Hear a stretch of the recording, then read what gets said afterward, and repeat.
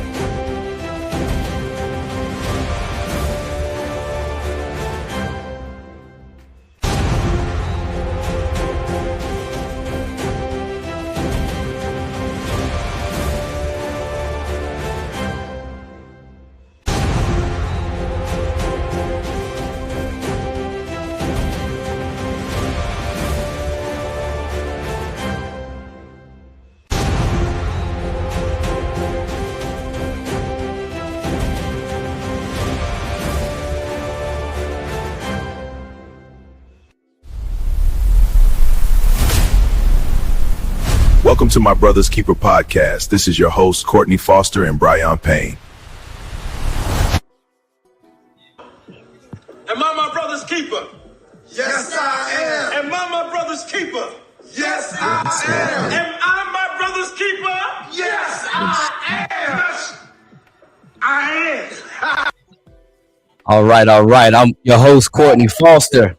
And I'm your co-host, Brian Payne, and we are my brother's keepers. Yes, sir. Yes, sir. Our timing is getting better and better with that, bro. We getting it. We getting it. Keep grinding out there. Keep grinding out there. How you feeling over there, Brian? Hey, man, I'm good, bro. I'm good. Hey, we got a good one today. Oh, we got a good one today. Sound effect.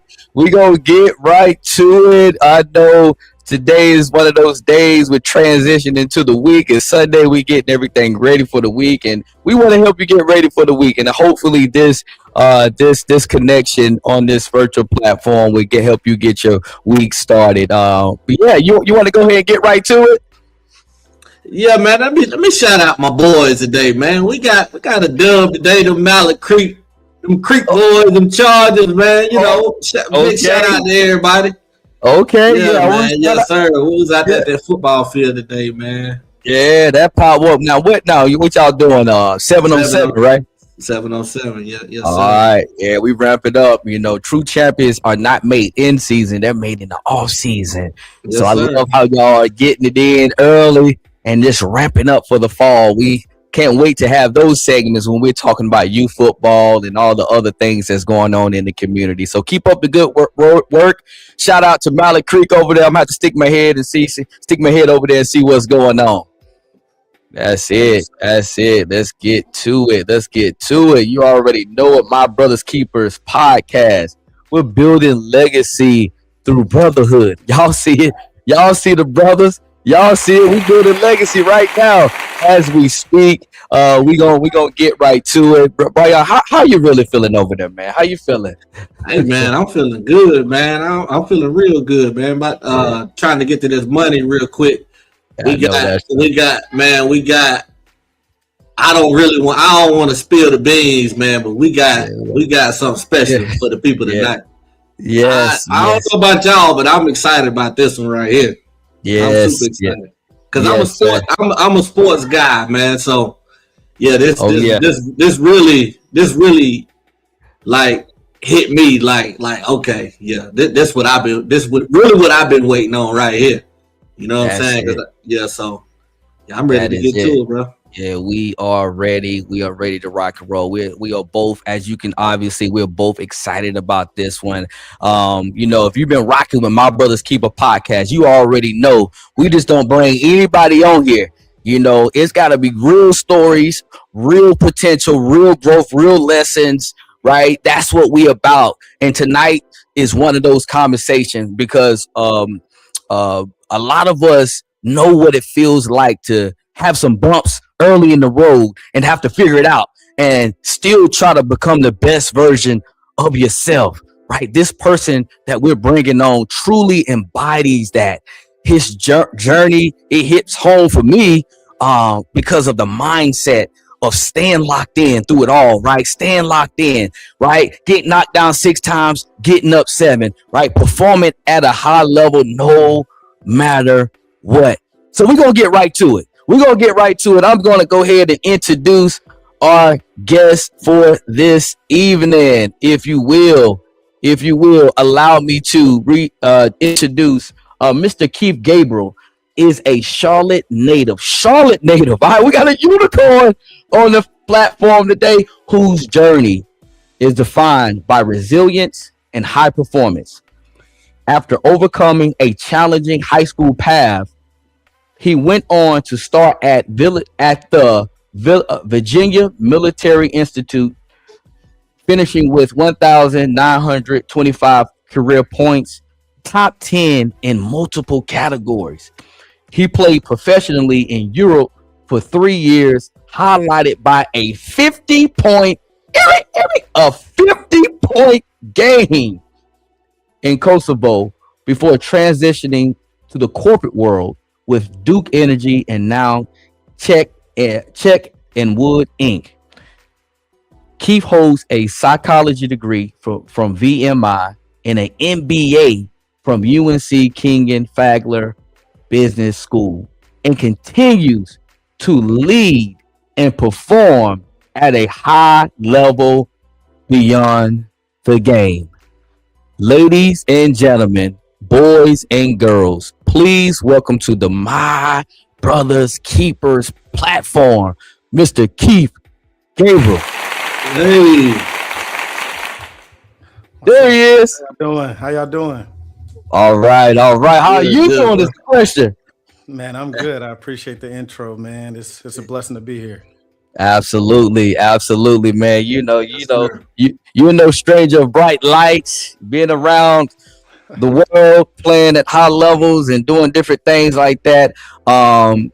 We want to start out. We want you to explain some things to us before we get into the interview, before we get into the meat of why we're here today. It's a few things we need you to explain, man. We need you to explain it, right? What's really going on right here, man? Look at this, man. It's a lot going on. Yeah, it's a lot going on right here. We did our research, Brian. Did we do our research, Brian? We did a little bit of research on you, brother. Yeah, we had to go find some stuff on you, buddy. You thought you was gonna come on here and we're not gonna talk about some of these highlights right here. That's what he thought, Brian. That's what he thought. Nah, man. Like, I mean, it's just one of those things where it's like you put everything together, you work so hard, and it's like it's me versus you. That's really what it is, yes, right? Sir. And you got. I had a unique situation of growing up with a brother that was obviously bigger than me, as you can see in that middle picture. That's him right there. Okay, in the white right here for the people that's watching right here. That's a twin. Is that a twin brother, right? Yeah, that's my twin brother Kenny. Let's go. We just grew up competing with each other. It's funny. We had a conversation the other day, and somebody asked like, "What's the career record between y'all?" I said, "Man, I won 2,500. He beat me 12 times. 2,500 to 12 ain't bad." Hey, nobody's keeping score. Nobody's keeping score. You know what I'm saying? I just one thing I'm gonna do is keep score, baby. That's I love it. All right. Before we move on, can you just explain? You got to tell me. Can you explain that top left, maybe your right, when you're on Buddy's head right here? I don't. What's going on here? Why did he jump, man? Man, he was late to the party and it got ugly for him. But that's my guy Arlen, man. It was funny. Like a backstory about that. He was a freshman. I was a senior. I want to say I was a senior. And after that play, he came to me. He was like, "Man, you mad at me?" I was like, "Nah, that's just how I attack the rim." But in all seriousness, like my motto, like getting to the rim, it was either I'm gonna dunk on you, I'm gonna break your hand. That's the only two options. Yeah, yes, sir. Yes, sir. All right, he dropping bars already. Now that basketball competitiveness, you see it never left. He got a suit and tie on, but don't get it twisted. He had him Stacey Adams on, getting it in. Don't play with him. All right, so we're gonna mess with you one more time, man. I went and did it. We just pride ourselves in doing homework on the people that come on here. And I just stumbled across something, man. And I just wanted to show the people, just in case they forgot. You know, some of the younger kids may look at you like, "Oh, he can't play ball. He's just an OG now." Look, I just in case some people don't know or in case you forgot, we wanted to put people on notice real quick. Let me see if my screen to do it real quick. Let me see if we can. All right, let me see. Hold up. There we go. Let me put some. I gotta put my music on it. Woo! Fast break. Yeah. Let me get that back door.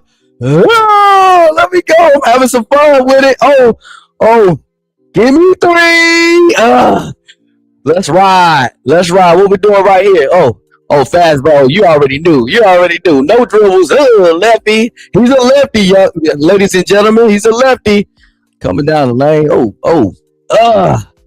How is the air up there? That is the question. Backdoor, that was his play right there. Hey, that backdoor was his play. He loved that one. Right. Went through. Hold up. Lay. Give me that lay. Hold up. We're gonna put the icing on the cake right there. We had to go find out, right? You know, just to put them on notice, put them all on notice. They might have forgotten, man. They might have forgotten. Man, we had to let them know real quick. I wish those knees still work like that, man. I wish they still work like that. For real. I love it, man. Let me get this out here. Let me get this right here. So, Brian, you want to tee us off? Yeah, man. Hey, look. Let's start from the very beginning, Keith. Let's start from the beginning, man. What was it like growing up in Charlotte, man? And it's kind of a 2-part question. Well, what was it like growing up in Charlotte? And what did basketball, when did it really come like serious to you? You know, when did it become serious to you? Well, let's start from the beginning. Like, what was it like growing up in Charlotte? Growing up, it was interesting, man. My parents were very young. Started playing basketball at 4 years old. My twin brother and I. My dad used to wake us up, and we used to just go play. We would go dribble on the tennis ball court. You know, we used to just dribble the basketball, and my dad would always want us to play together. And at 4 was when I started playing. Was when my brother and I started playing on the basketball team with Victory Christian Center. You know, we played church league, and it was looking back at it, it was one of those teams where my dad and Coach Larry Smith, they took like 8 kids, and nobody wanted us really, and they put us on the team and got us in early. And my point guard when I was young was Ishmael Smith. So we had him. Oh, Ish. That was Ish. Yeah. Get him on here. Ish coming on here. We got to get Ish on here. Yeah. So we had him, his brother Gerald Smith. We had Sidney McCletty, you know, and we didn't lose a game, to be honest with you. And that was where it was like, oh, wow, like we could be really good at this thing. And it was fun. So growing up, the game has always been important to me. And it was one of those things where growing up with a twin is unique because we would go to my grandma's house and compete with each other. We don't understand how good we're making each other until we go play other people. You know what I mean? Right. That's right. And gotta measure and stick, right? That's what it was. And I mean, fortunately, we just got really competitive, really much better. And it was one of those things where we would compete at everything. We wanted to be the first in line, first one in the car. When we got old enough, it was the first one to sit in the front seat.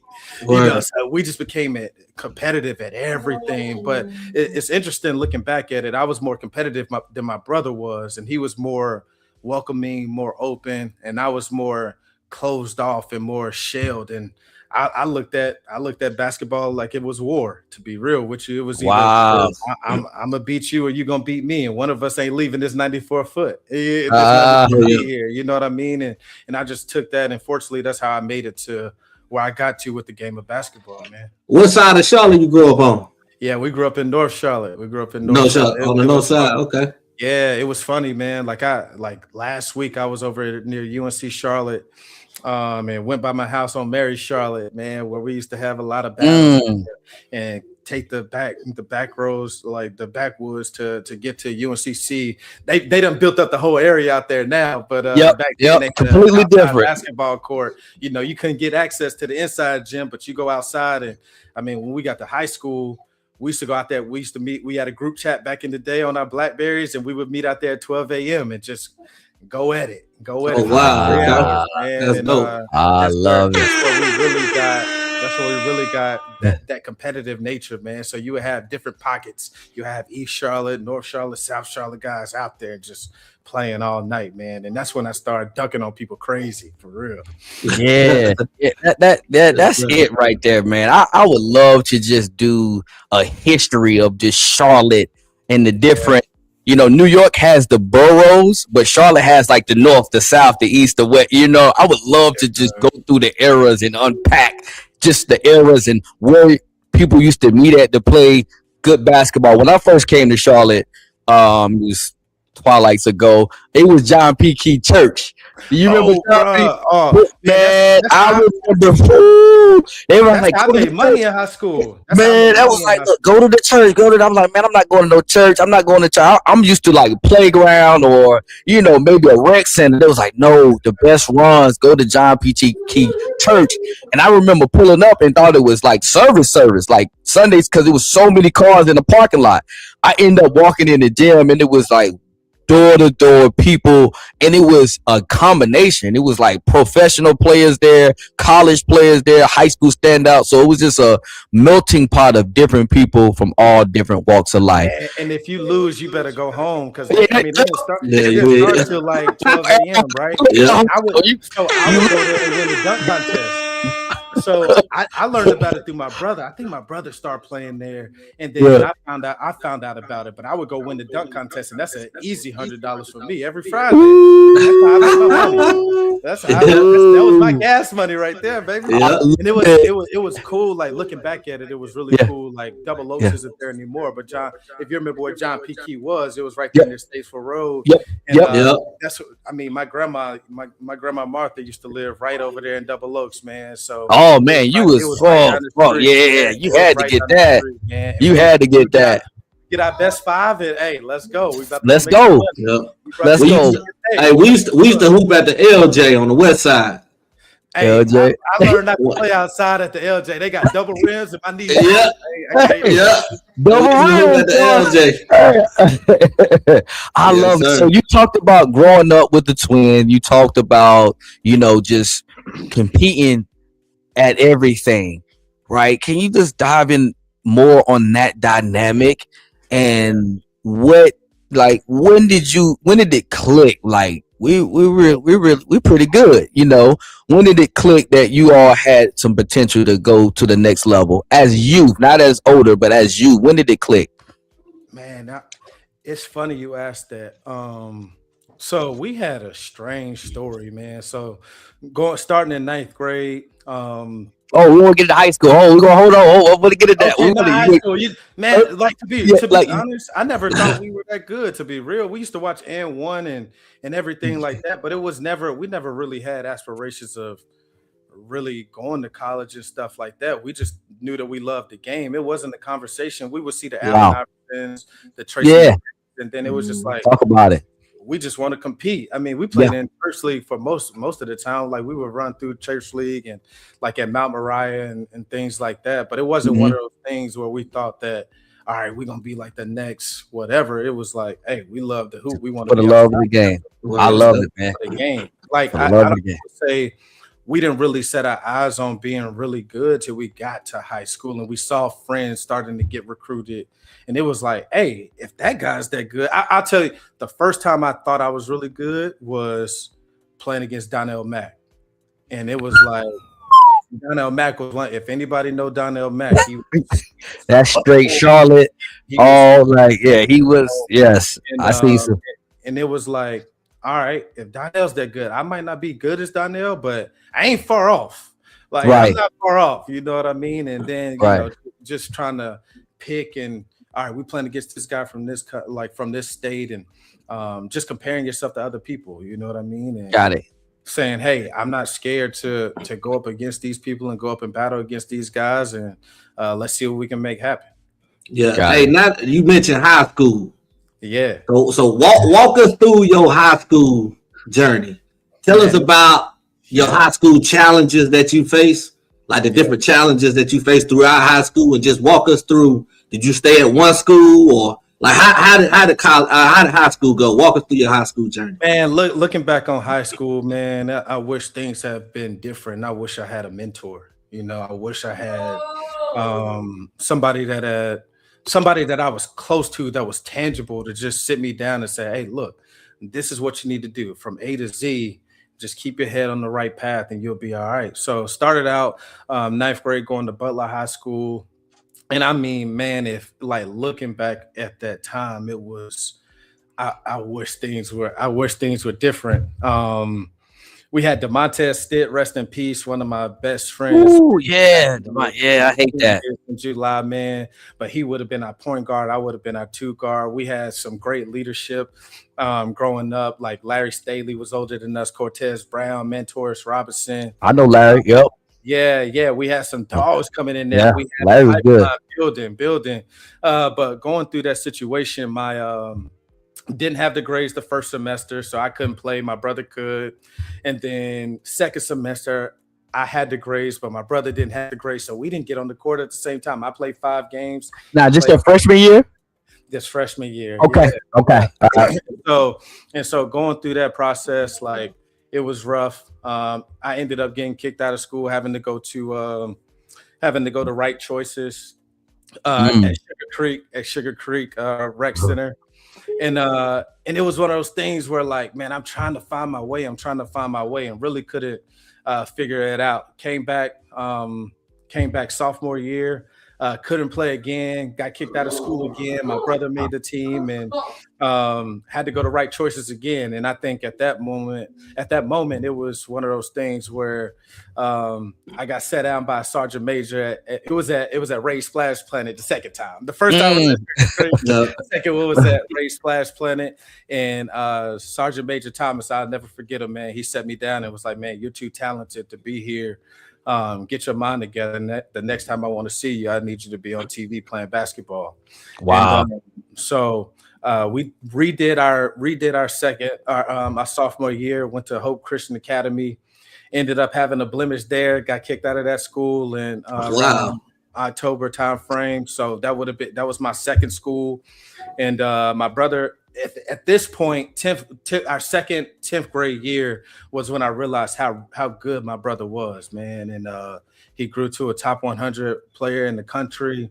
I remember Skip Prosser, rest in peace, Skip, Coach Skip, man, from Wake Forest. I remember going to one of my brother's games. I was out of school at this time, but going to see my brother. Skip Prosser was there, and I was like, dang, my brother got Skip Prosser coming to the game. And that's where it woke me up, like, man, you grew up with this guy and he's a top 100 recruit and you're wasting your life. You know what I mean? It was like, what are you going to do? Are you going to feel bad for yourself? Are you going to give up on yourself? Or are you going to turn your life around and not just on the basketball court, but just be a better person altogether? So started back going to school. Started back at Central Cabarrus. I thought I was going to be able to play. Every time me and Ishmael Smith talk and his brother Gerald, man, like we're like, man, if I would have got to play going into that January season, they made a run but lost to Ben L. Smith. I was like, man, if I could have just got on that team, man, I think you were the biggest. It didn't work out, man. But it's all good. I think everything happened for a reason. So now at this point, I'm on my third school at Central Cabarrus. My brother's at Hope Christian Shining. And another thing that happened was I ended up moving with my father and my uncle Travis.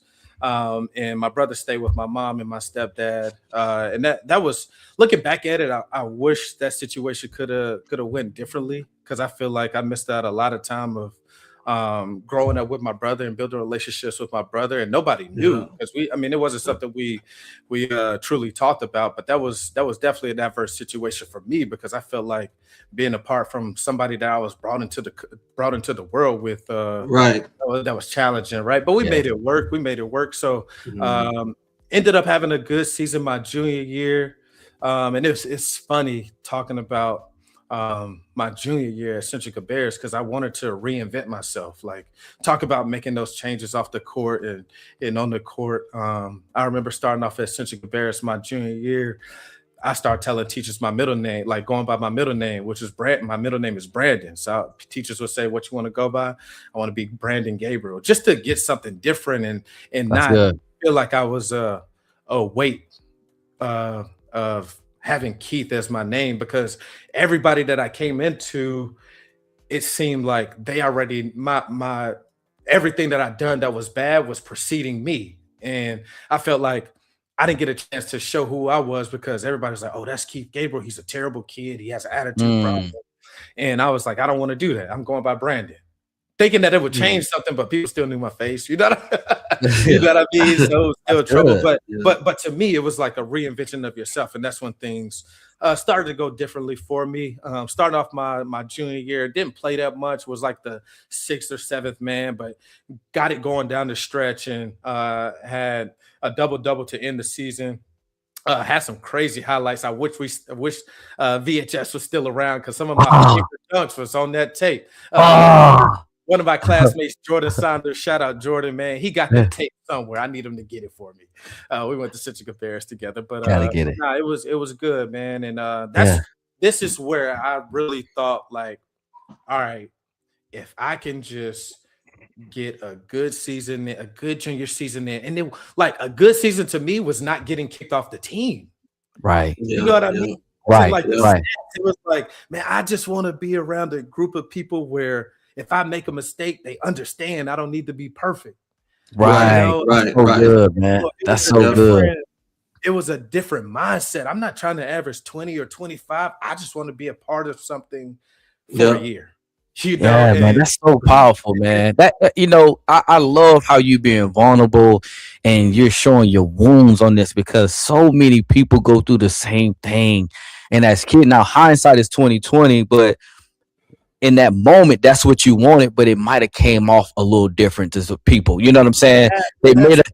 That's what like we go through those times when we just want this, but it comes out as that, and people perceive it as something completely opposite of what you want to do. So I want you to talk about that. That is actually my question, right? Looking back on that time, in that moment right there, a lot of, I'll say, I don't have a number, but a lot of people go through those moments when it can either go right or it can go left, right? This is your junior year, right? You're saying your junior year, right? In that moment, how close were you for it to go a path completely different? Like how close were you to say, you know what, forget all of this, forget ball, forget school, forget life. Like, were you contemplating that at some point? And how close you were to going that path? I think about it when I look back at it.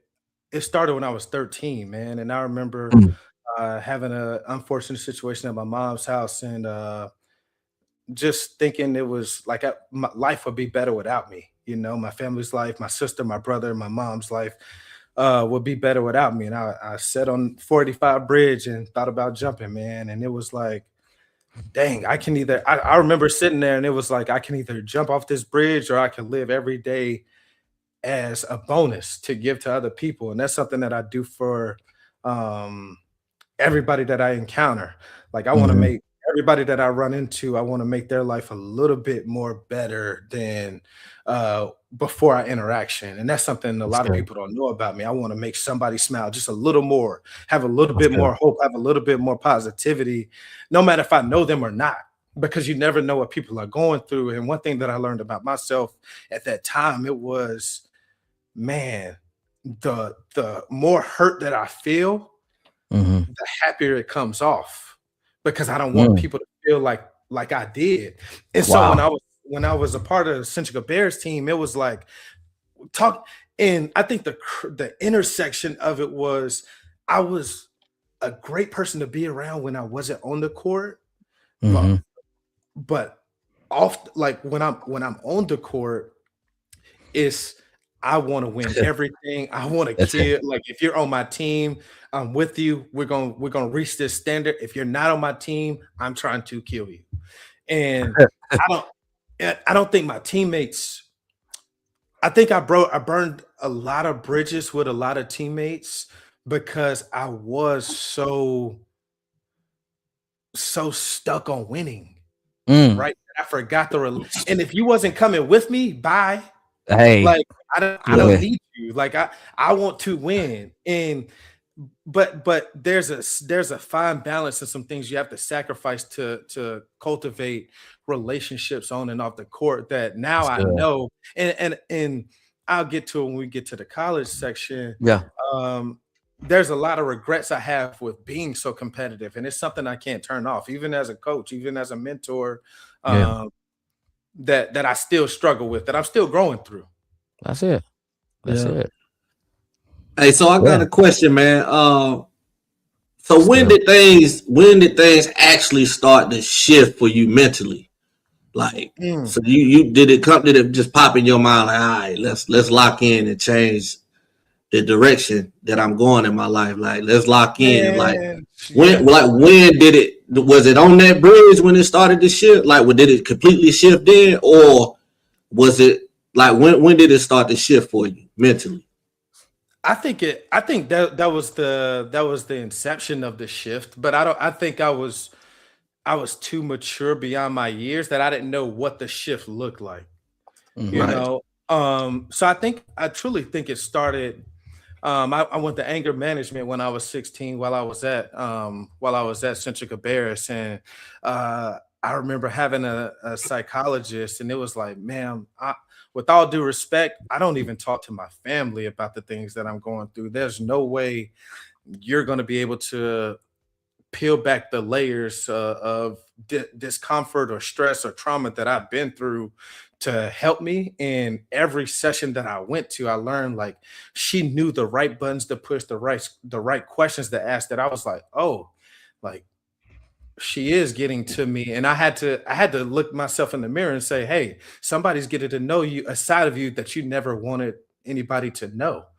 And what that did was made me become interested in psychology, which when I transferred from Central Cabarrus to go to the United Faith Christian Academy, I took psychology 101 there because of anger management. And I think it's one of those things where I thought something that was terrible and traumatic of going to anger management turned into one of the biggest blessings at that time in my life. And that's when I learned how to, okay, this is how you're feeling. This is how you organize it and put it in this section, and how you grow through it and how you confront it.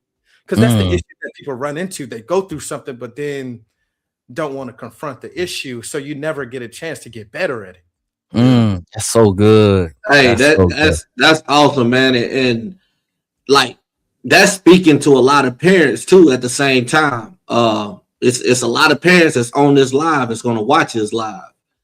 Don't give up on your kids, man. Don't give up on your babies. They might be going through a time in their life, but it can shift for them. Like, you know what I'm saying? Just don't give up on them. Continue believing in them.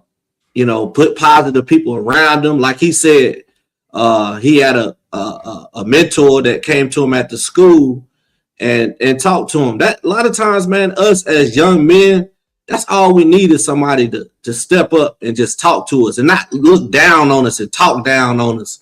You know what I'm saying? Just kind of be understanding of the situation and lift us up in it. You know what I'm saying? Within the situation. It's so interesting. I just got off the phone right before I hopped on the live talking to one of my mentors, and we were having a conversation about, you know, people say they want to be there for you, but what does that truly mean, right? Right. Do you want to be there for me when things are going well? That part.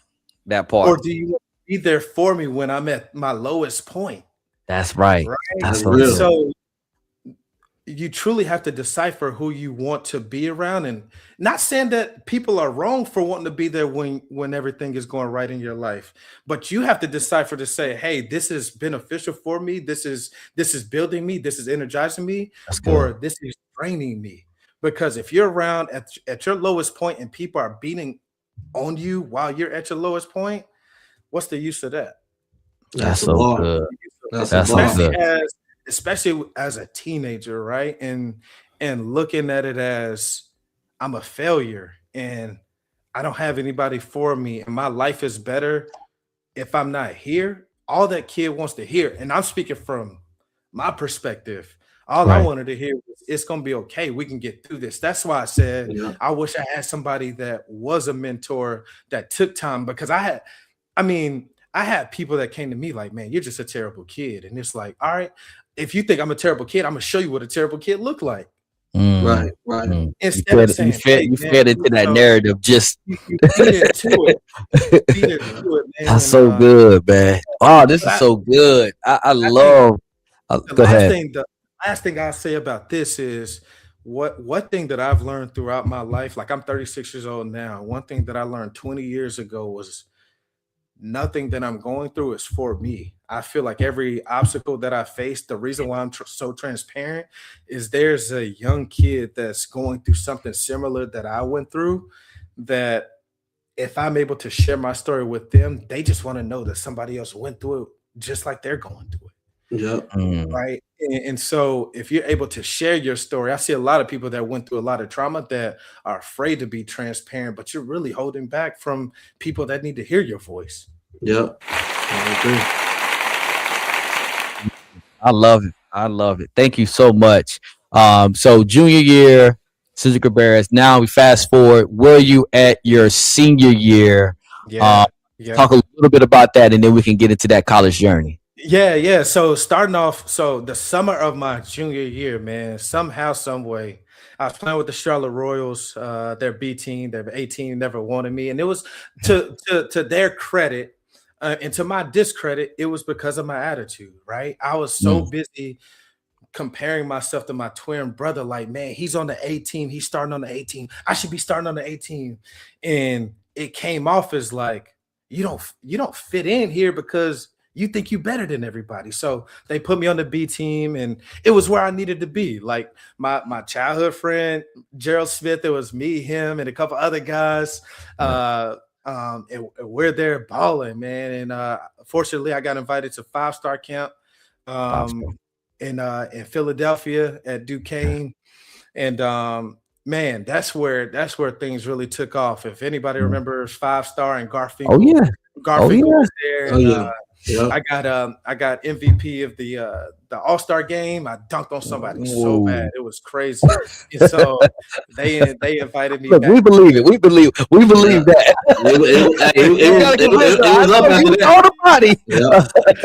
We will catch a body on these people.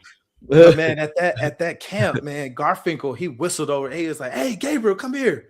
So he came. I went over to him, and I'm like, man, I'm thinking I'm so used to getting in trouble. I thought he was about to kick me out the camp or something, man. And he set me down, and he was like, man, like, you're so athletic. You got a real good chance of being really good, man. Like, you got KC Rivers, Anthony Morrow, Donnell Mack. I put you in that category with those guys, and those are all my OGs, man. And I'm like,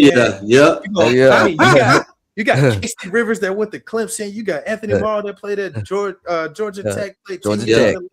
That's my big brother. You got Donnell Mack that played at Memphis with Derrick Rose. And I'm like, Limestone came and looked at me. They like me a lot, but they calling for me. But it was one of those things, like I said, when I don't think Garth understood how much that small comment meant to me, right? That's right.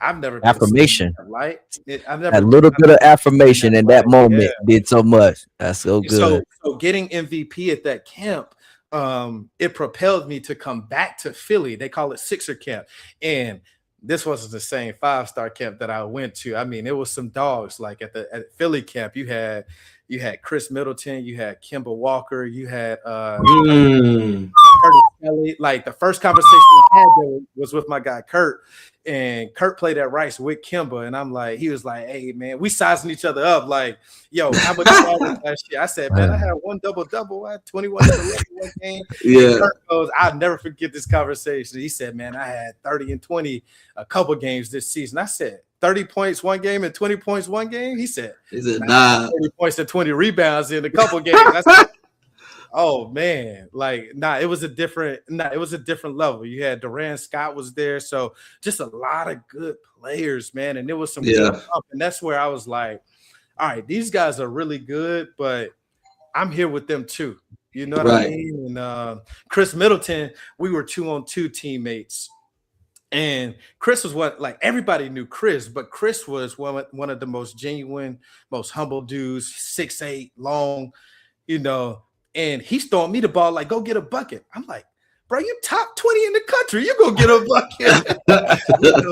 Right. Those type of stories where it's like, man, I'm just learning to build my confidence and learning to be on the court and coexist with other good players, not just being at the park with guys with no names.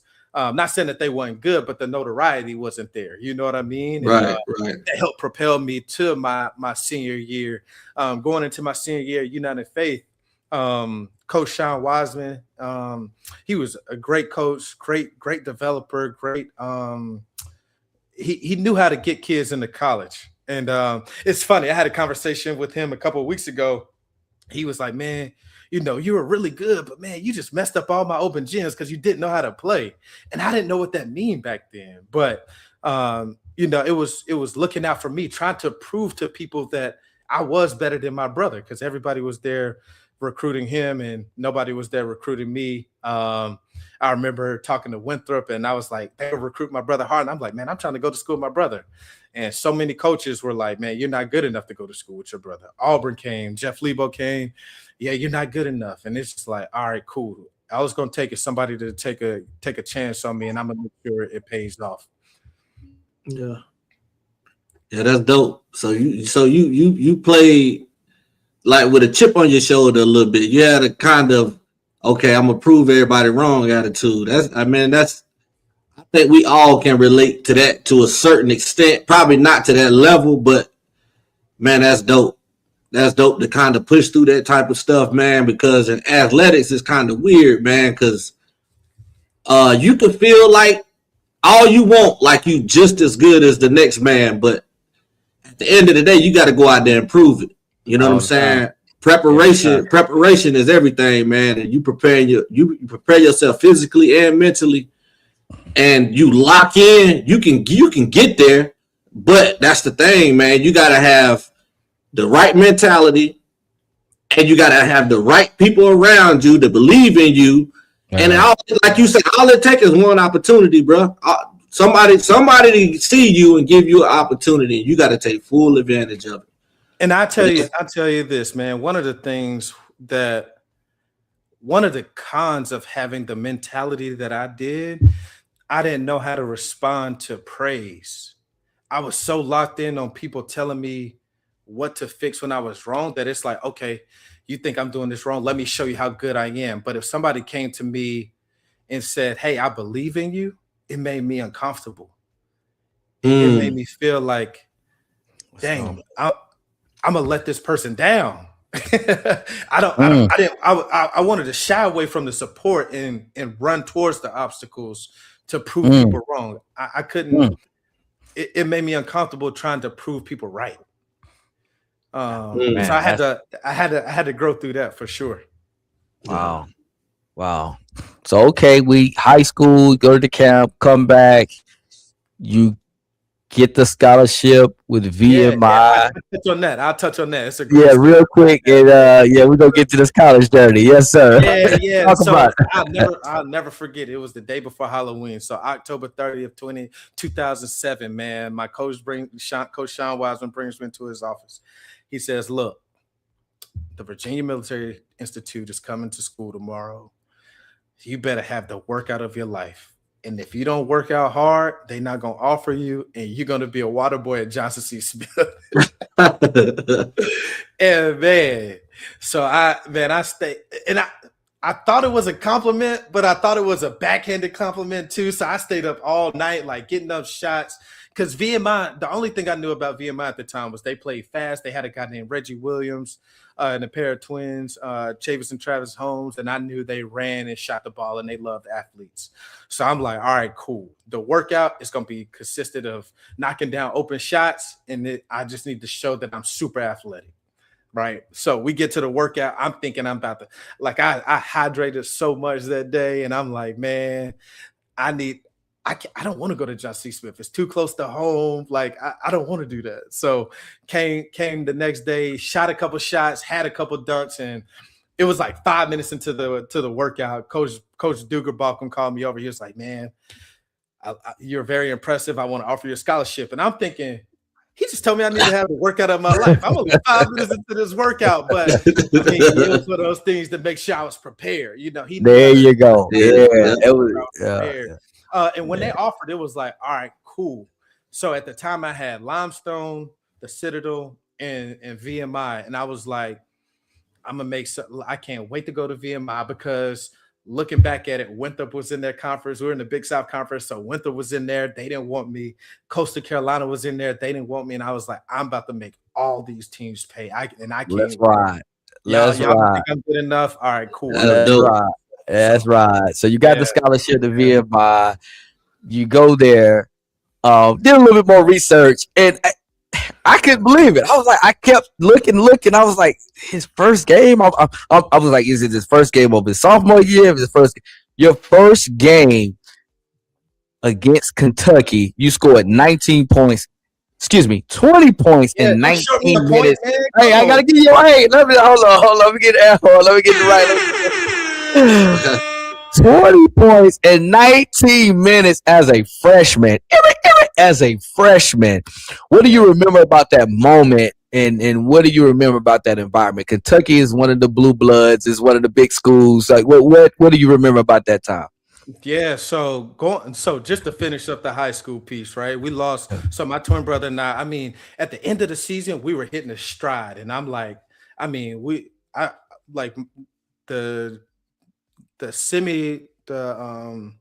the semifinals, I had 36 points.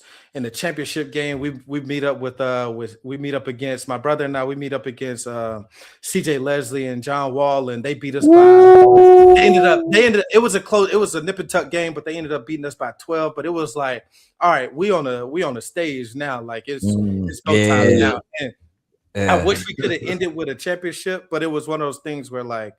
That's the humble confidence that I needed to go into college with, right? And starting off going to summer school, the first day of summer school, I jump and pop my knee, and it was bad. And I didn't know, looking back at it, I didn't know about the red shirting and sitting out, like getting the year. Yeah. And I'm like, man, I'm super hurt. Like I could barely, like I could run in a straight line, but I couldn't turn. I couldn't change directions.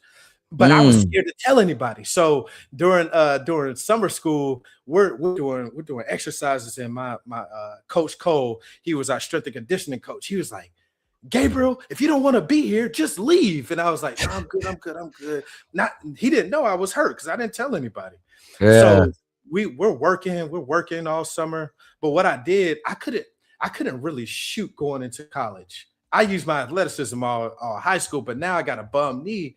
So what I did all summer school, I would go back to school after class would end, after we would work out, I would go make 1,000 shots a day. I'm like, man, I'm a play. I got to make shots. I made 1,000 shots a day in summer. So you made 1,000 shots a day. It wasn't shooting 1,000 shots. That's a difference, people. That's a difference, people. Because one thing about VMI, we led the country in scoring all 4 years I was in school.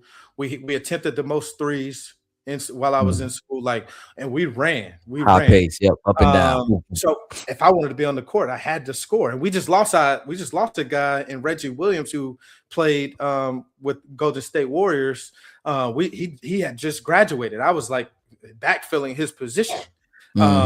I knew I needed, if I wanted to be on the court, I had to score. So going up into the Kentucky game, one thing that our coaches did, they did a good job at telling us, hey, you're at VMI, it's 1,200 kids here.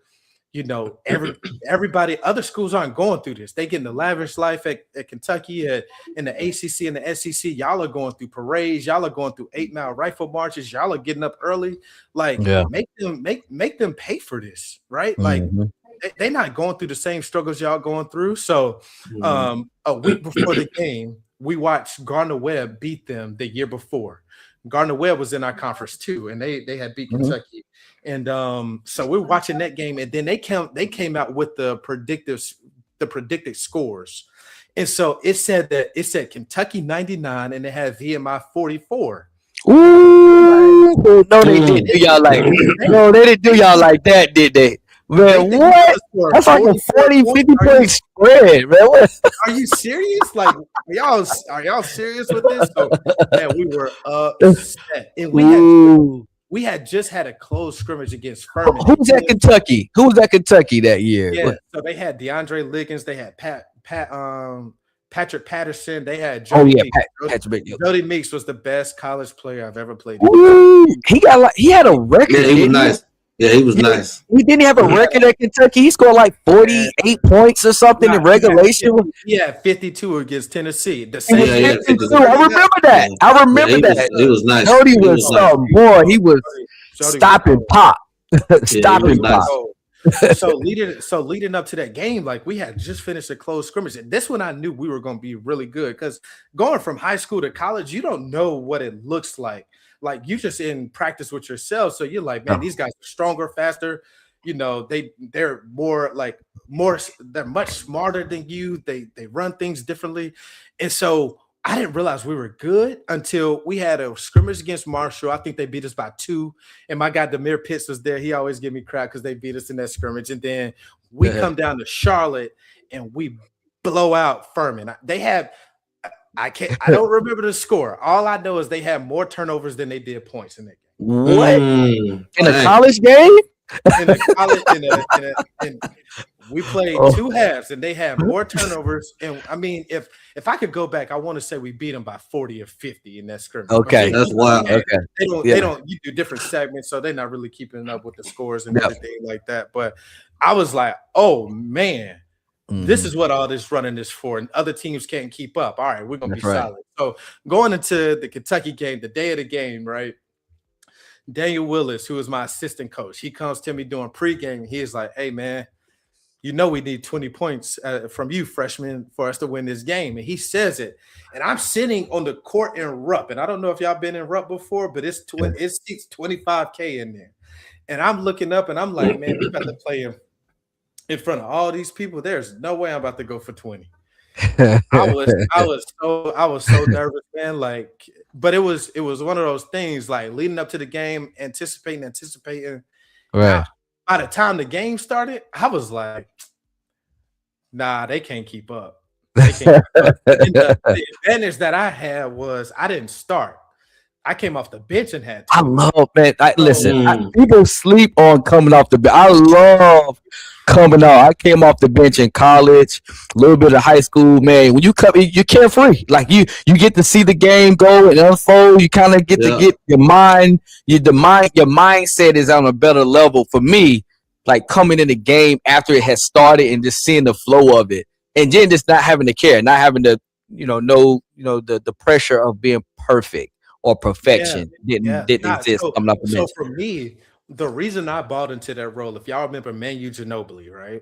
Yep. Manu, he would come in and his thing was like, I want to be a spark off the bench. I want to be that energy off the bench. And so the way I looked at it is if our energy is waning when I get in the game, it's going to be up. Now, look, my thing too, if we're up and I haven't come in the game, you're in trouble. Like energy going up even more. Right. Yeah, right. So that's just my thought process. Like, so when I got into the game, I remember I jab stepped Pat Patterson and I shot a 3 and I missed it. But I was like, oh, it's online. I jabbed him the next time and it went in. I said, boy, you're gonna have a long night. Ooh, that's the 3. Not the 3, not the 3 falling. You already know the slash is gonna be there, but if that 3 falling too, it's over. Yeah, it's over. What you got? In trouble. Like I was hurt. My knee was messed up, so the slashing wasn't even there really. Like if you go back and look at the highlights, I only had one dunk my entire freshman season, but everything was a layup. And I'm like, man, and it like looking at the game, I'm like, you guard me with Pat Patterson, he not quick enough. You guard me with Patrick Rooks, who's there, or not Patrick Rooks. I forgot their starting point guard name. He can't stay in front of me, and like they couldn't guard any of us. It was bad, but I only played 19 minutes because I fouled out with 10 minutes left in the game. And you fouled out? Man, I found out they were cute, bro. They're 6'11". I'm just happy. Like, y'all gotta make some free throws. 20 points, 19 minutes, and fouled out with how many minutes left in the game? 10. And 10? Let's but what if? All right, let's just hypothetically speaking, you play that whole game. In your mind, how much you get in that game? Straight up. Shoot, 35. That 40 piece? 30 piece at least, right? 35, bro. 35. 35. Okay, 35, about 5 and 5 or something, 8 and 5. Nah, it was, man, the way I felt that night, boy, it was ugly. And we were up. I want to say found out, we were up 10 minutes left. You scored 20, 19 minutes, and found out with 10 minutes. Here's the thing. When I found out Rupp is so loud, when I found out, I couldn't hear myself talking to myself because I'm like, man, how you found out? I couldn't hear. They were so happy that I found out, man. And they came back and tied the game up. They came and it was, man, that's one of the most vulnerable feelings I've ever had in my life. Like just sitting on the bench, like, man, we did all this. Please don't let it be for nothing. Just to give it up right here, man. Our guys, we stayed resilient, man, and ended up winning by 8, and we scored 111 points that game, man. Wow, that's dope. Give me a hand clap. One of my favorite moments, but I look, yeah, I got hand clap. Hold on, I got you covered up. I got you. But I tell you this, man. Another thing that I learned in that moment, like I got back to my phone and like everybody's happy, but I'm low key mad that everybody's so happy because I'm like, y'all didn't think you being that happy shows that y'all didn't think we could do this. Like I knew we could beat them. Right. But it's one of the moments where I wish I could have just been in the moment and just showed gratitude in that moment for all the hard work that we put in that summer and that preseason, all the running that we did, all the helping we did, all the coaching and mentoring that we helped ourselves through, like the leadership that we had from Travis and my guy Willie Bell, who's still one of my best friends today, man. Like we put a lot of effort into that season and to get a win like that, like that's still, I mean, looking back at it 17 years later, that's still the biggest win in VMI history, at least one of them. That's crazy. But at the time, man, like I came back to my phone, I had 700 text messages, and it was like, man, why y'all texting me now? Why are y'all texting me now? You didn't. Right, but before the game, it's like, they about to get ran out the gym. They got to get ran. But it wasn't even before the game. Y'all didn't believe in me in high school, right? Like, me in high school. Full circle. It's starting to come in full circle. Okay, got you. Not looking at, like, a lot of that I caused on myself. You know what I mean? Like, a lot of that pain and a lot of that that emotion, that negative energy, I brought on myself. I made people feel that way towards me. So instead of like looking at the hurdles that I got through, I was upset that people wanted to reach out to me now. And that's one thing that I regret. That's one thing that I regret, man, because I felt like that was a time where I could have built a lot more relationships with my teammates because they're so hyped. And I'm like, man, y'all calm down. We're supposed to beat them. Right. You know, it's a part of growing. Brian, you had another question about Hey, so we hear you had another freshman standout game, yo. This is crazy. Yeah. So you had from my understanding, you had a 34-point game against Gardner Webb, and Dick Vitale named you the diaper dandy of the week. Everybody remember that diaper? Yes, sir. Like, what do you remember about that night when you dropped 35 on Gardner Webb? You had to have been feeling yourself that night. Man, it was one of those things where everything was clicking. And at this point, I want to say, like, we had stuff. Our team, we had it rolling. Like, we were on a 7 or 8 game winning streak at that time. And man, and all I knew that the closer I was to home, the more my family members were coming to the game. You know what I mean? So my nephews, we gotta circle that one on the calendar right there. Like, we close right there. That's an hour and a half away for the QC, baby.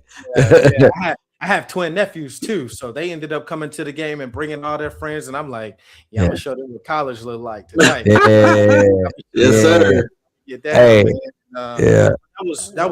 That was probably one of my favorite games, just because of everything that came after that game. And I don't know if y'all like piecing together the Duke Energy piece to that game is very significant for sure, man. Yeah, we're gonna get to that. So you had a successful career at VMI, right? You're finishing as one of the top scorers in school history, if I'm not mistaken, which is like an incredible feat to do at any school, right? So your name is always going to be talked about in those hallways and those gyms, which is it's worth a hand clap right there. You put in that work.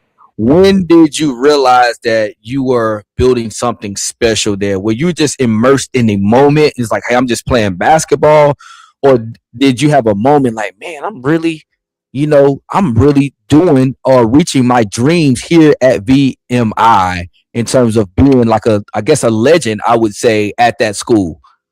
Man, still to this day, I can never grasp how much I accomplished there because none of it was about me, man. Like Mm. everything was just, hey, I just want to make my life as good as possible and not feel as terrible as I did when I was from not playing the first couple years in high school, bro. It wasn't even Mhm. about like you're a legend or anything like this. It was just trying to make sure I fit in and I'm a positive light to those who are around me. I love Uh, it. that's the biggest thing for me. But now looking back at it, um, I use it as a tool to teach kids like, man, if y'all could just get past the thing, if you can learn the lessons from me without having to deal with the personal hurdles that I had to go through, you can be better than me. And Mm-hmm. so Yeah, it's a way to give that's back right. to young men and women and just say, don't give up on yourselves. And you can achieve way more than I ever have. And but it is a blessing to be in the record books at VMI. And it is, I mean, I met some of the most phenomenal people. And one of the biggest things that I'm grateful for was the community at VMI and Mm-hmm. being able to build bonds and relationships that I still have to this day with the people that are there. That's They dope. changed my life because they love me for me, not what I did and not from my talent and what I did on the basketball court, man. And Love it. just Love it. grateful for that, man, because I think being the only reason that I knew I was good was because people would come up to me, but that was a light to open up and let them see the person that I was, you know? That's dope. That's dope. Hey, so you spoke on it a little bit. You mentioned it. Yeah. So the Gardner Webb game where you dropped 34.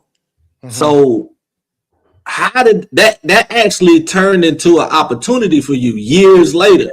Yeah. So how Yeah. did how did you land a job at Duke Energy years later from Yeah. that game? Like how did that work? Like how did that happen?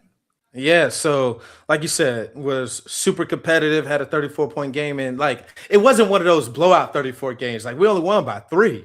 So it was a nip and tuck game, you know what I Right. mean? Mm-hmm. Mm-hmm. And after the game, like I said, my nephews were there and they had their friends there. And after the game, I came out and spoke to them, playing around with them and just joking and laughing, like having fun with them. And so 3 years later, I get an email from a guy named Stu Heisman, who's the vice president at Duke Energy of Economic Development and Business Recruitment. And he reaches out and he was like, man, follows your career. What a successful career. And this is 2012. And the game happened in January 3rd, 2008, right? So this is 4 years later. And Wow. he's checking on me, yo, what's your plans after school? And I was like, I hadn't even heard of Duke Power at the time. I don't think like I know my aunt worked at Piedmont Natural Gas, like, but I never knew what they did. And he was just talking to me like, hey, are you interested in learning more about Duke Energy? And at the time, I was about to head to IMG Academy for NBA pre-draft camp, and I was like, man, I'm not interested, but thanks for reaching out. I'm looking to play professional basketball, seeing where my talent can take me. And every season that ended after that, for the next 3 years, Stu would reach out, not even to say, not even no pressure, just checking on me. And Mm-hmm. um, in 2013, December 2013, my great grandfather, he was 102 years old. He passed away. I wasn't able to make it to his funeral, and man, it really rocked me, man. It was traumatizing because I felt selfish. I'm pursuing an opportunity and with basketball and not being there to even attend my great grandfather's funeral. I felt bad. Oh, Not that's that my tough. family made me feel bad for it, but I felt bad internally and felt like my family wished that I was there. And then you fast forward December 2014, I'm playing basketball in Germany, living in Germany, and my grandfather passed away. And I was like, man, Mm. I'm done with this. I came home to go to his funeral. And my brother, he was playing in Turkey at the time, and he came home and I left the team in Germany, but went back to Turkey to live with my brother to see if I can make one last push to get to another team. But while I was there, I reached out to Stu and I was like, "Hey man, like I think I'm done with playing basketball. Do you have any Duke Energy?" So Duke Power in 2012, they had bought Synergy, or no, what? Not Synergy. They bought another utility company and turned from Duke Power to Duke Energy. Yep. I remember that. Yeah, and so I reached out to him now, Duke Energy, and I'm like, "Do you have any opportunities?" And he was like, "I don't have anything right now." So I was like, "All right, cool." At least he responded, right? So I ended up taking a job. This is about late January 2015. I take a job over in Kosovo again, and I'm playing over there. And I reach out to the VMI Alumni Association for some reason, and they're like, "Hey, I see that you're in Kosovo. You should reach out to a VMI alum. He's in Kosovo as well, working for the Army base." And so his name was Anthony. And so I reached out to Anthony. He was like, "Yeah, I see where you are. Just like, you're not far from us. If you ever want to come to base, to the Army base, like, come on. Like, you could come hang out with the troops, play basketball with them or whatever." I was like, "All right, cool." So I go to the Army base, and that's where they had the best Wi-Fi in Kosovo. I went there, and Stu had reached out, and he was like, "Look, I'm not sure, but there's an opportunity that I might have and would love for you to apply." So I built my resume at the Army base in Kosovo and applied for the role at Duke Energy, man. Wow, let's clap it up for that right there. Let's clap it up right there. That's crazy. All right, no. Let me ask you, Keith. Now, who was the guy for the viewing audience? Who was the guy that reached out to you from the Gardner Webb game? Now, who was that guy that gave you that opportunity? Yeah, Stu Heisman. He's the vice president of economic development and business recruitment, still to this day at Duke Energy, man. And who was he when you was at Gardner? He said he followed your journey. He was a VMI alum. He played football. Okay. He graduated in 1986. Word. He followed us. That's why he followed us. So fast forward, right? I apply for the job, and I get home April 1st, have an interview at Duke Energy April 15th. 2015, and get into the interview, and we're talking, and I asked him, how do you know me? Like, you know what I mean? Because I'm just thinking, this kid, not realizing what's going on. And he said, "Man, I was in New York when y'all played Kentucky, and all I see is I'm walking down the streets in New York, and all I see is VMI beats Kentucky." And I'm like, "Oh man, like Kentucky." So there was a sense of pride going on that the guys that were were part of the team that beat him, we didn't understand what was going on because we had never experienced that, right? And so he said, "Do you remember the only game I came to that year was when y'all played Gardner Webb?" And he goes, I came to Gardner Webb. I saw how competitive you were, and you came out and talked to a group of kids. You could have been cocky. You could have been a jerk to them, but you were compassionate, played with them after you had one of the biggest games of your life." And he said, "That's what we need on my team, people that are competitive and people that are compassionate." He said, "That's why I wanted to bring you in for an interview." And it was one of those things where at VMI, one thing that we learned was being on parade 24/7, which meant from the time that you wake up to the time that you got back in your bed, you moved and operated as if somebody was always watching. And that was a time where somebody happened to be watching, because it could have been one of those things. I had 34 points. I could have been cocky. I could have been conceited. Could have said that I was better than everybody and not talk to my nephews, right? Nobody knows they're my nephews. They just see what's going on from the outside view. And just as I got that opportunity, I could have lost it without even knowing the opportunity was there. Wow. Got it. Hey, man, that's crazy. I mean, you hear that all the time. You never know who watching. Like we tell, I mentor a lot of kids, coach a lot of kids, and we tell them that all the time. You know what I'm saying? Check your attitude. You never know who's watching. Yeah, this opportunity. Man, listen, this is a live prime example of gaining an opportunity because people was watching. Look outside looking in, and they seen a positive individual doing great things, man. That's crazy. I tell kids all the time, and I tell their parents too, for the teams that I coached. Like I coached 8th grade at Cupperson Middle School last year. And I tell them all the time, like, stop looking in the stands and thinking that you see fans and parents and family members. There's a lot of decision makers. Yep. Right. There's a lot of entrepreneurs. There's a lot of corporate leaders in these stands. And you could, if you come out here and you're talking to your coach in a derogatory way, they're going to remember that. I don't care if you're in 8th grade. By the time you get to college and looking to graduate, that could be an opportunity that you missed. Now, if you go out here and you're a great teammate and you're building relationships and you're a leader on the court and you're helping other players through adversity, you're showing grace to your teammates, you're building camaraderie. Those are kids that a lot of families want to reach out. Being on the basketball court, football field, soccer field, whatever sport that you're in, there's no better resume builder than that. Awesome. I love it. All right, so we're gonna get to it. We're transitioning. You played overseas 3 years.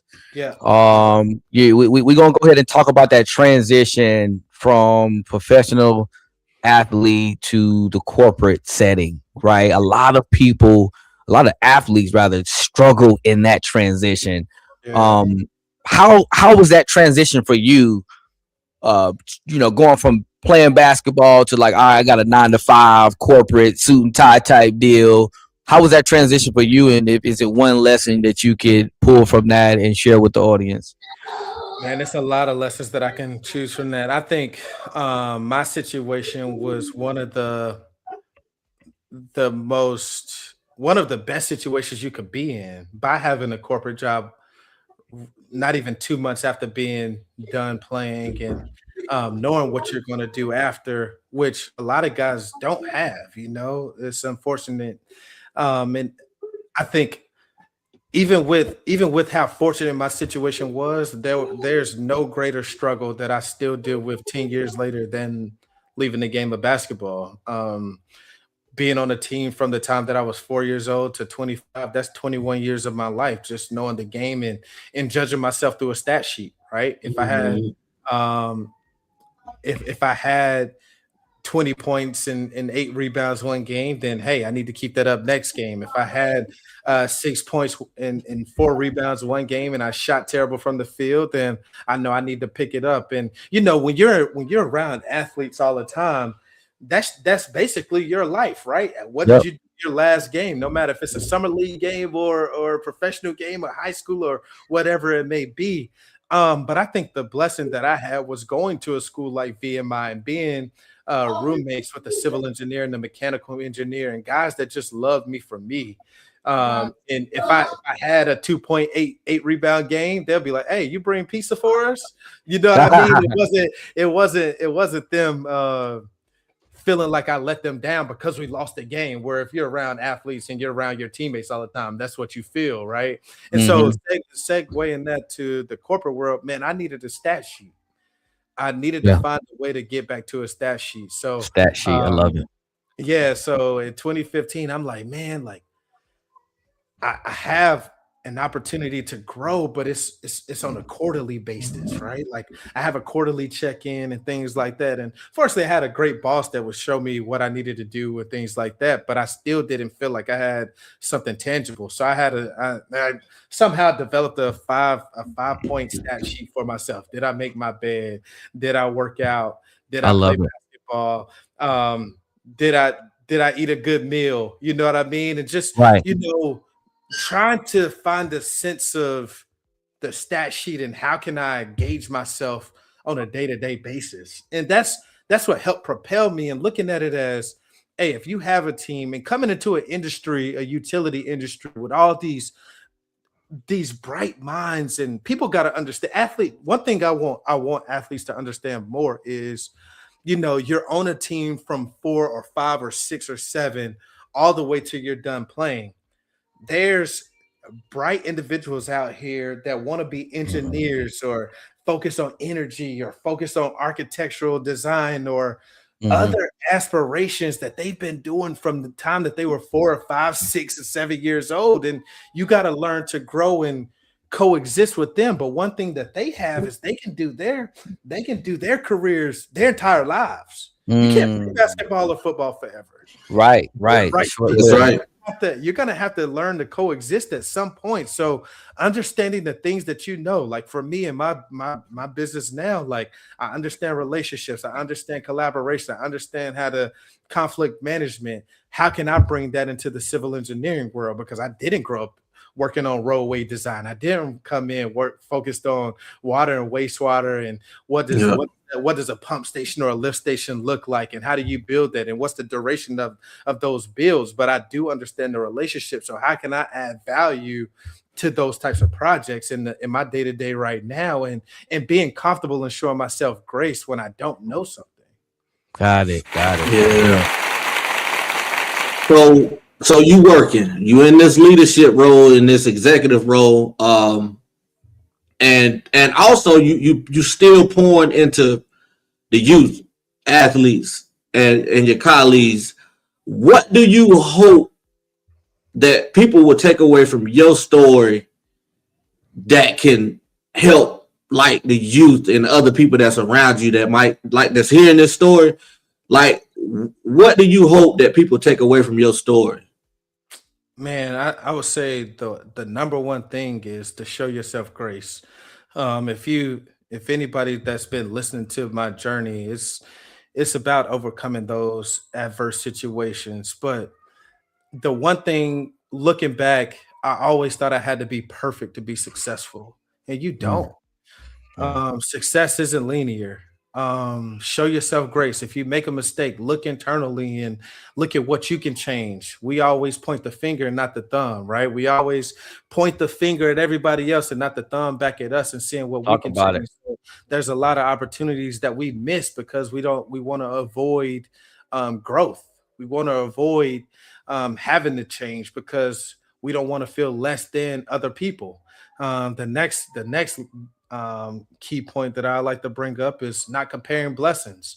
My story, like one of the reasons that I never really talk about is, I walked away from the game because I felt selfish from losing my grandfather and my great grandfather and not spending enough time with my family. But one of the biggest reasons was I was comparing my story to my brothers. I had to understand that I always thought that I was either better or on the same level as my brother, but his story is different.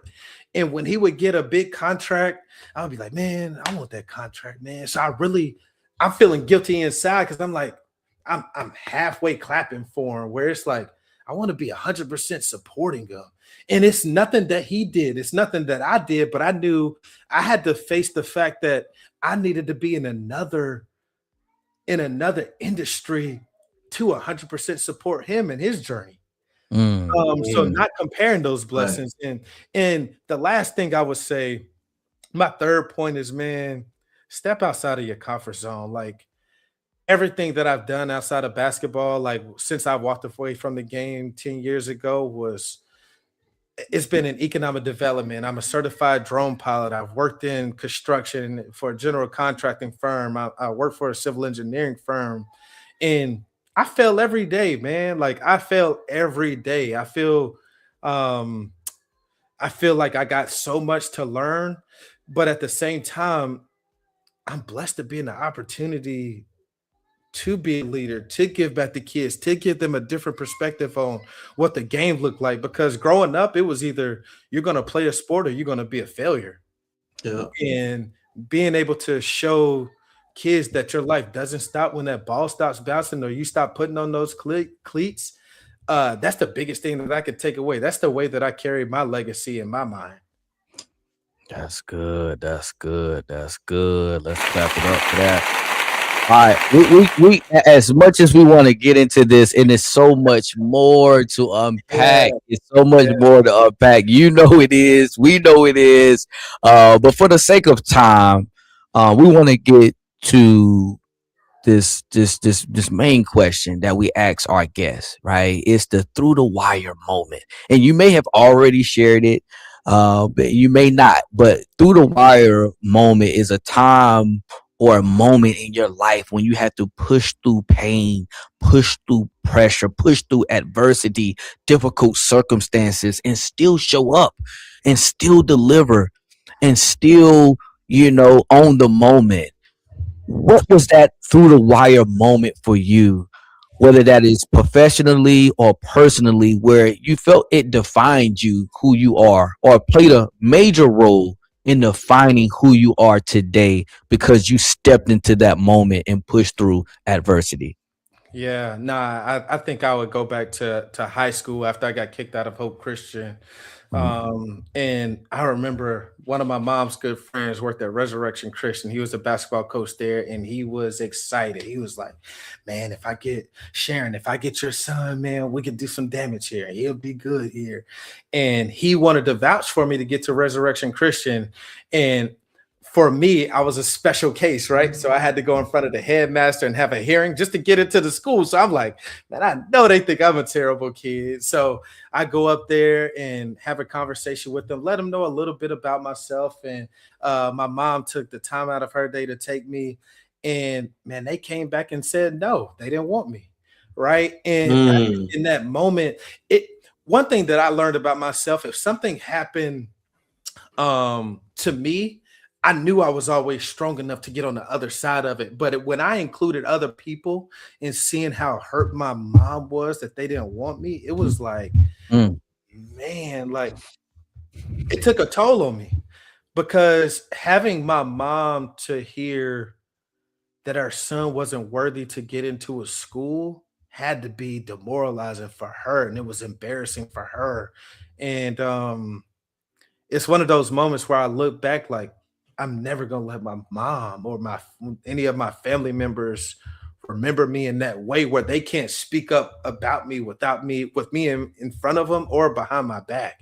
And so that was a moment where I had to show up, right? I had to show up and hear them say no after the head basketball coach vouched for me. So I have people vouching for me, and they still said they didn't want me a part of their family. And but I do take that as, all right, you, just because they feel that way, they don't know the real you. They're only seeing what you gave them. Now it's time to show them another version of you, how you love to give back, how you love to mentor, how you care about people. And that's what it was. I was always caring, but I would snap soon as something didn't go the way that I thought it would go. And so now I'm looked at as, oh, he doesn't care. He's irate. He's angry all the time.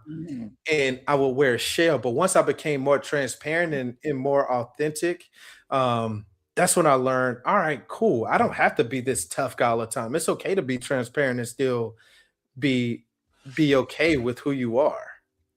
I love it. I love it. That's real. Yeah, that was real. It was transparent. I heard purpose in that. I heard growth in that, maturity in that, accountability in that. I heard pushing yourself when you really didn't have it in that.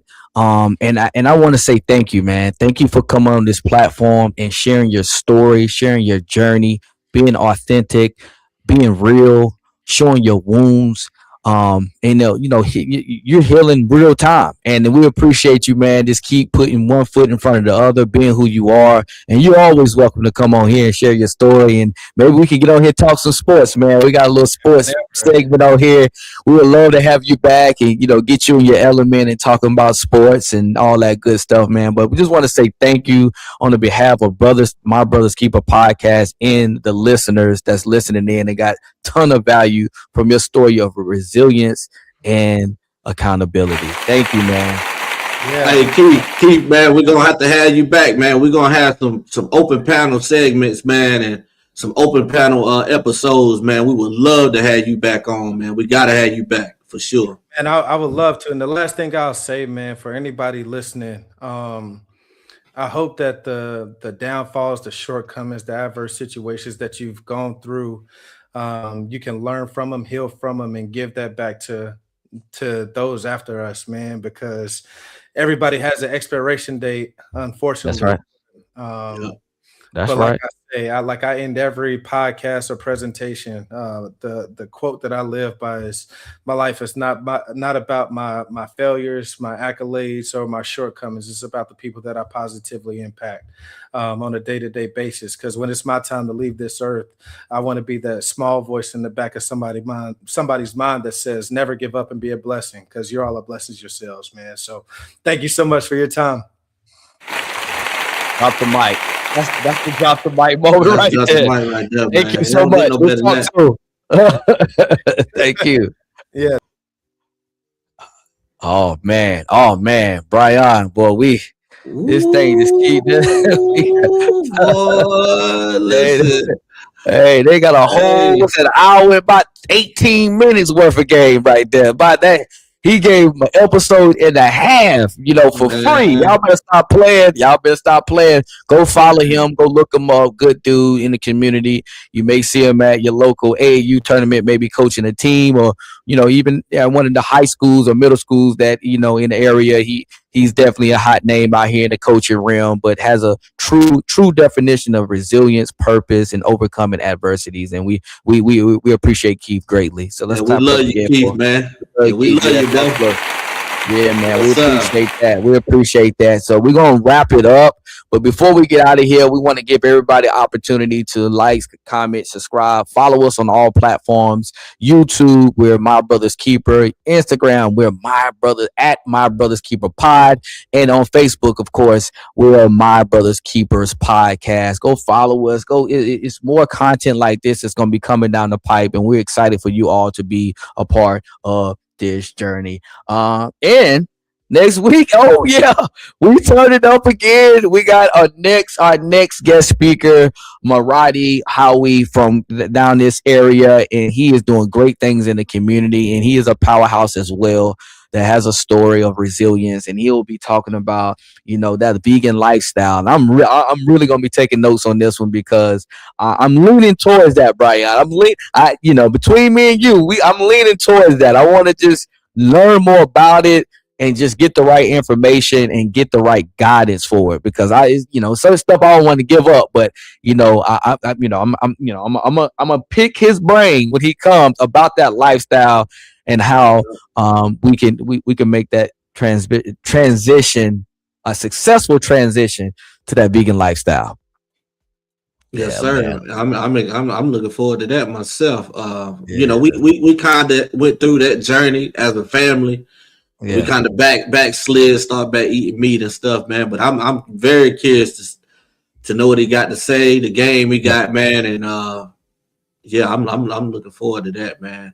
All so right. Maradi, hey, if you watching, bro, look, we coming. And he coming. I'm telling you, we got a lot of great stuff down this pipeline, man. Y'all stay tuned, man. I'm telling you. Stay tuned. So y'all be great. Now don't be great. Be phenomenal. Don't be phenomenal. Be yourself. See you next time. Let's ride.